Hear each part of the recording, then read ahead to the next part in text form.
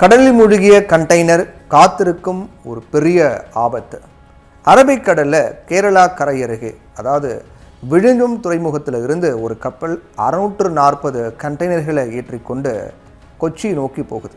அப்போது அந்த சரக்கு கப்பல் கடல்லே கவிழ்ந்து கொச்சி அருகே போன பிறகு கடலில் கவிழ்ந்து விபத்துக்குள்ளாகிறது.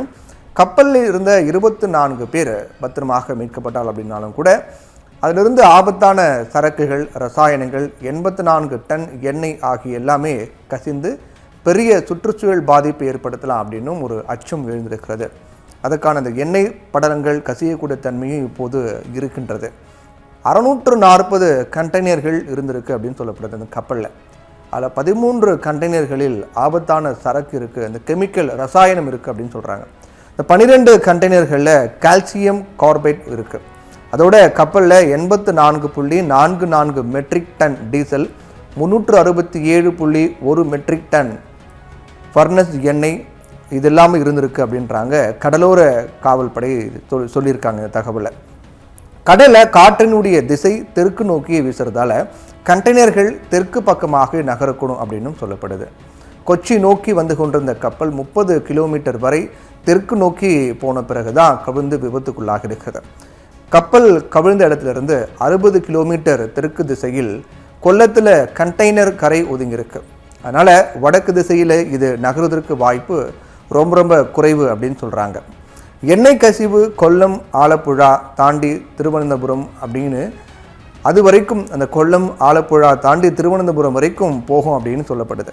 இப்போ வரைக்கும் எண்ணெய் அளவு அதிகமாக இருப்பதாக மிக அதிகமாக போகிறதுக்கான வாய்ப்பு இப்போதைக்கு இருக்க ஒரு கண்ட்ரோலாக இருக்குது. ஆனால் எண்ணெய் படலம் இருக்குது அப்படின்னு சொல்லப்படுது. அதனால் தமிழ்நாடு கரை வரைக்கும் இது செல்லுமா அப்படிங்கிற ஒரு கேள்வியும் எழுந்திருக்கிறது.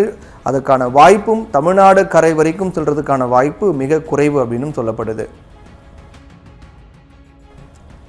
இருந்தாலும் கூட கண்டெய்னர் மற்றும் கப்பலுடைய பாகங்கள் கன்னியாகுமரி வரைக்கும் செல்லக்கூடும். உண்மையில் எவ்வளவு எண்ணெய் கசிந்திருக்கு அப்படிங்கிறது யாருக்கும் தெரியாது. எக்ஸாக்டாக எவ்வளோங்கிறதுலாம் கணிக்க முடியல இப்போ வரைக்கும். இதில் மிகப்பெரிய சவால் என்னன்னு பார்த்தீங்கன்னா, அதிக அளவிலான எண்ணெய் கசிந்திருந்தால் அது அதிக தூரம் போகும். ஏன்னா சமீபத்தில் இப்போ சென்னை எண்ணூரில் எண்ணெய் கசிவு ஏற்பட்ட போது கூட 100 கிலோமீட்டர் வரை தெற்கு நோக்கி நகர்ந்தது. அதே போல் இதிலும் அதிக அளவிலான எண்ணெய் இருந்தால் அது தமிழ்நாடு கரையை தொடக்கூடும் அப்படின்னு சொல்கிறாங்க. 2-3 நாட்களில் கன்னியாகுமரி வந்தடையும், அங்கிருந்து இலங்கை வரை கூட செல்வதற்கான வாய்ப்பு இருக்குது. இதுதான் எண்ணெய் கசிவின் கணிக்கப்படாத பாதையாக இருக்கும். இந்த கப்பலில் 12 கண்டெய்னர்களில் கால்சியம் கார்பைட் இருக்குது அப்படின்னும் தெரிவிக்கப்பட்டிருக்கு. கால்சியம் கார்பைட் மாம்பழம் உள்ளிட்ட பழங்களை ரொம்ப சீக்கிரமாக பழுக்க வைக்க பயன்படுத்தப்படும் ஒரு ரசாயனம் தான் அந்த கால்சியம் கார்பைட். இது மனித உட்கொள்ளுதலுக்கு உகந்தது கிடையாது, மனிதர்கள் உட்கொள்வதற்கான ஏற்றது கிடையாது. இந்த விபத்தின் மூலமாக கால்சியம் கார்பைட் கடலில் கசியலாம் அப்படின்னும் ஒரு அஞ்சப்படுது. கால்சியம் கார்பைட் கடல் நீரோடு கலக்கும் போது அது அசிலிடின் வாயுவாக மாறும். அது வாயுவாக மாறும்போது ஆவியாக வெளியேறிவிடும். அப்படிங்கிறதால பெரும் பாதிப்புகள் எதுவும் இருக்காது.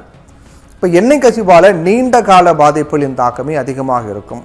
இப்போது ஆலப்புழா கரை பகுதிகளில் காற்று மற்றும் அலைகள் காரணமாக கடலுக்கு அடியில் மண் திட்டுக்கள் உருவாகும் காலம் இப்போ இருக்கக்கூடிய இந்த சீசன் அப்படிங்கிறது. இந்த நேரத்தில் எண்ணெய் கசிவு ஏற்பட்டால் நீர் மற்றும் மண்ணுடன் சேர்ந்து அது கலந்து கருப்பு உருண்டைகள் உருவாகும் அப்படின்றாங்க. அது கடலில் மிதந்து கரையை வந்து சேரும் அப்படின்னு சொல்லப்படுது. 80 டன் எரிபொருள் இருக்குது. அது எந்த அளவுக்கு பாதுகாப்பாக இருக்குது அப்படின்னு தெரியாது.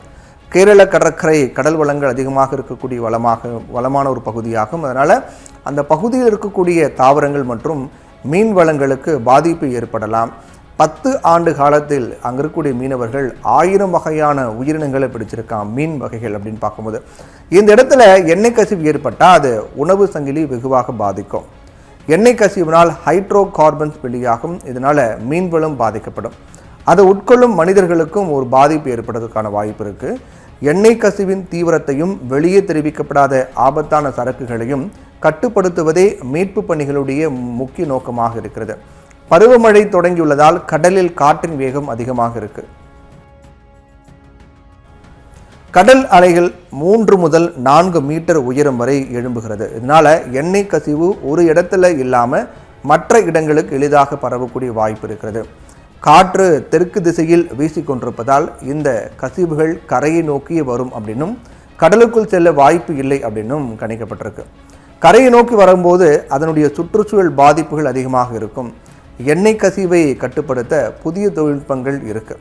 கடலோர காவல் படையினுடைய விமான கண்காணிப்பு தொழில்நுட்பத்தின் மூலமாக எண்ணெய் கசிவு எங்கே இருக்குது, எவ்வளவு தூரம் இருக்குது அப்படின்னு கணிக்க முடியும்.